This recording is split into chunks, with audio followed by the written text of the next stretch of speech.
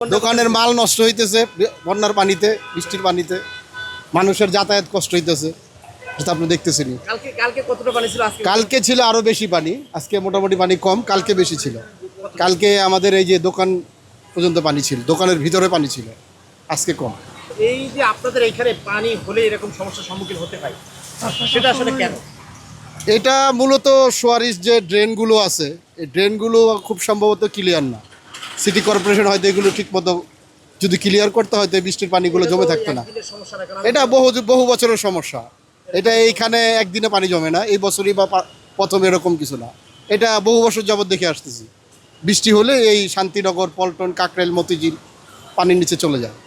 এটা ছোট থেকে দেখে আসতেছি। বিশেষের জন্য আপনারা অ্যাকচুয়ালি আমরা তো সাধারণ জনগণ, আমরা কাদের সাথে কথা বলবো? অ্যাকচুয়ালি ঊর্ধ্বতম কর্মকর্তারা যদি এগুলো না দেখে, আমরা সাধারণ মানুষ আপনার কাছে বলতে পারি, আপনি হয়তো প্রচার করবেন। তারপরে যদি তারা এটা নলেজে না দেয়, তাদের ব্যর্থতা। হয়তো আমরা সাধারণ মানুষ আমরা বলতে পারি, আমাদের তো আর এগুলো করার ক্ষমতা নেই। কারণ হিসেবে কি দেখেন আপনারা, কেন এখানে পানি জমে? এটাই যে মূল সমস্যা, ড্রেনের সমস্যা।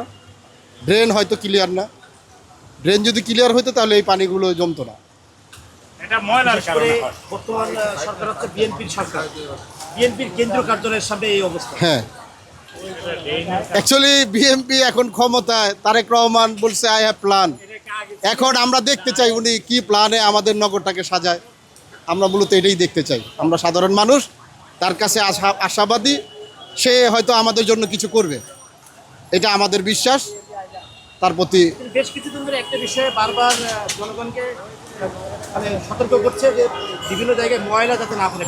বিশেষ করে তিনি নিজেই বলছেন তার নিজের টিস্যুতে নিজের পকেটে রাখেন।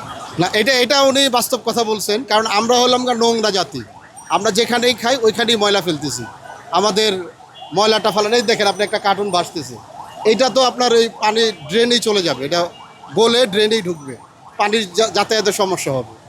অ্যাকচুয়ালি এটা আমাদের সবার সচেতন হতে হবে। আমরা যারা দেশের মানুষ, নগরের মানুষ, আমাদেরকেই সচেতন হতে হবে।